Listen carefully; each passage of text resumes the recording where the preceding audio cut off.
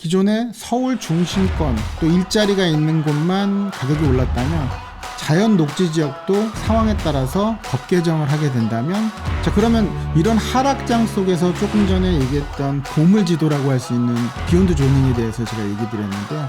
우리 대응 전략은 어떻게 하면 좋을까요? 안녕하세요. 정준환의 부동산 레시피입니다. 오늘 이 시간엔 여러분들과 함께 나눌 그러한 얘기들은, 최근에 이제 부동산 가격이 상당히 많이 하락하다 보니까 많은 분들이 걱정을 많이 하고 있죠. 당연히 고금리에 대한 영향 때문에 부동산 가격이 많이 하락하고 있고, 또 내년 시장도 그렇게 낙관하지는 않고 있죠. 그러면 과연 이렇게 계속 부동산이 하락하기만을 정부는 바라겠는가? 라는 부분에 대해서도 한번 생각해 볼 필요가 있을 것 같아요. 정부는 부동산 가격이 하락하지를 원치 않아요. 예를 들자면 부동산이 급등하는 것보단 급락하는 게 훨씬 더 리스크가 많이 있죠. 부동산이 미치는 영향이, 거래가 미치는 영향이 상당히 큰데요. 예를 들어서 거래량이 줄게 된다면 공인중개사 사무소 같은 경우도 일이 없겠죠. 그리고 이삿짐 센터, 인테리어, 도배부터 시작해서 아무래도 그 관련 직종들도 인원 감축을 해야 될 것이고요. 굉장히 힘들어지는 상황들이 생기겠죠. 또 건설 경기도 상당히 많이 죽게 될 거고요. 그렇게 해서 이제 규제 정책에 대해서는 많이 완화를 할 수밖에 없을 텐데요. 그 부분 중에 공급에 대한 부분을 한번 얘기를 해볼게요. 윤석열 정부는 250만 호 주택을 공급하겠다, 임기 내, 이런 얘기를 했고, 그러기 위해서는 공급 확대를 하기 위해서는 개발 계획에 대한 발표를 계속해야 될 텐데요. 그 대체적으로 얘기할 수 있는 게 2040 서울 같은 경우는 서울 도시기본계획이라는 게 있죠. 자, 그러면 2040 서울 도시기본계획이 뭘까요? 이 부분에 대해서 먼저 간단하게 짚고 넘어가도록 할게요. 2040 서울 도시기본계획은 1990년대 때부터 한 5번에 걸쳐서 기본계획이 나왔죠. 2040년도까지의 장기적인 서울의 계획이라고 보시면 되겠는데요. 자, 그럼 2040 서울 도시기본계획이 중요한 이유는 뭘까요? 2040 서울 도시기본계획이 중요한 이유는 서울에 어떤 집값이 경기, 인천과 지방까지 미치는 영향들이 상당히 많잖아요. 대표적인 집값에 영향을 주는 곳이기 때문에. 자, 그러면 2040 도시기본계획에 어떤 내용이 있을까요? 첫 번째가 보행일상권 조성. 이 보행일상권 조성은 기존의 주거지역을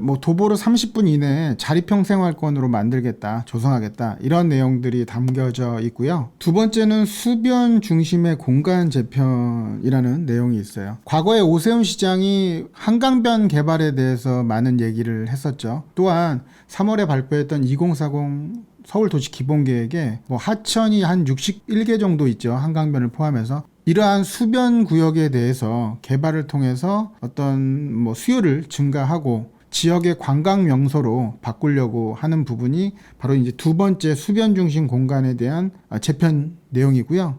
세 번째, 미래 성장 거점 중심지 혁신. 자, 미래 성장 거점이라는 거는 서울 3도심을 얘기해요. 서울 도심, 그다음에 영등포, 여의도, 강남, 이러한 3대 성장 거점을 또 중심지로 혁신하겠다. 그래서 이곳을 용적률을 상향해서 고밀도 고층 개발을 통해서 도심 경쟁력을 좀 강화하겠다라는 내용들이 담겨져 있죠. 네 번째는 다양한 도시 모습, 또 도시계획을 대전환하겠다, 이런 내용이 있는데요. 이런 다양한 도시 모습은 기존에는 2030 도시기본계획에서는 층수가 거의 동일했다는 거죠. 층수에 대한 어떤 변화들이 별로 없었는데 2040 도시기본계획에선 스카이라인을 좀 살리기 위해서 저층과 한 단지에 고층 해서 이렇게 스카이라인을 살리기 위해서 이런 다양한 도시 모습을 만들겠다는 것. 오늘 얘기하고자 하는 이제 비욘드 조닝에 대한 얘기예요. 이 도시계획 대전환이라는 거는 신용도 용적제, 그러니까 비욘드 조닝을 도입해서 어떤 용적률에 대한 혜택을 줄 수 있는 그러한 부분에 대해서 얘기하는데, 이게 오늘 이제 보물지도라고 할 수 있는 핵심 내용이죠. 이 내용은 잠시 뒷부분에 제가 다시 한번 얘기 드리도록 할게요. 다섯 번째가 기반시설 입체화인데요. 지상 철도 지하화.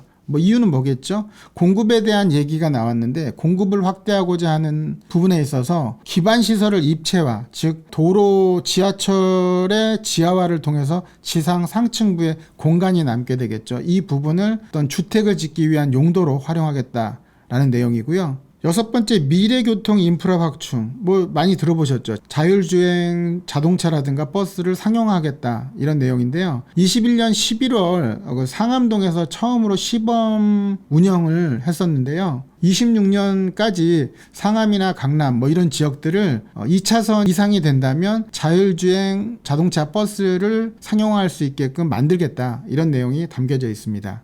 앞서 얘기했던 신용도 지역제, 이 신용도 지역제가 비욘드 조닝을 도입하겠다라는 내용인데요. 구체적으로 얘기를 해보면 주거지역과 상업지역, 공업지역, 녹지지역마다 허용 용도가 고정되어 있는데요. 이러한 지역들을 녹지 공간도 상황에 따라서는 복합 용지로 개발할 수 있게끔 하겠다라는 내용이 바로 비욘드 조닝입니다. 자, 이런 비욘드 조닝이 주는 어떤 영향은 뭘까요? 최근에 뭐 코로나 때문에 재택근무가 많아졌죠. 또 라이프 스타일도 상당히 많이 바뀌었어요. 그래서 서울 전역을 도보로 30분 이내에 주거라든가 뭐 일자리, 여가 이런 것들을 할 수 있게끔 만들겠다라는 부분들이기 때문에 기존에 서울 중심권 또 일자리가 있는 곳만 가격이 올랐다면 이제 주거지역도 이런 복합용지로서 개발을 하게 되면 주택의 가격들이 또 많이 상승할 수 있겠죠. 자, 그럼 비욘드 조닝이 도입됨으로써 관심 지역이 어느 지역일까요? 올 6월에 논의됐던 2040 도시 기본계획의 주거 정비 부분에서는 35층 높이 폐지에 대한 내용들이 나와 있고요. 도심개발 관련해서는 비욘드 조닝에 대한 부분들이 논의됐죠. 22년 9월 1일에도 비욘드 조닝에 대한 얘기가 나왔어요. 자연 녹지 지역도 상황에 따라서 법 개정을 하게 된다면 준주거 지역 이상의 용적률을 줄 수 있는 그런 부분들이 논의됐는데요.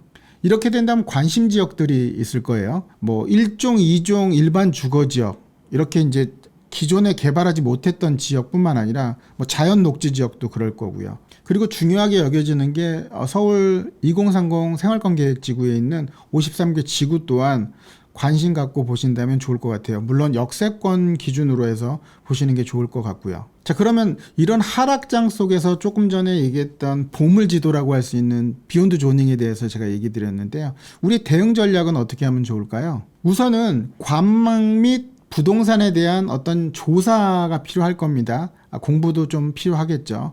그리고 난 이후에 부동산 가격이 살아나지 않을 경우엔 추가로 개발 계획에 대한 발표를 하게 되는데요.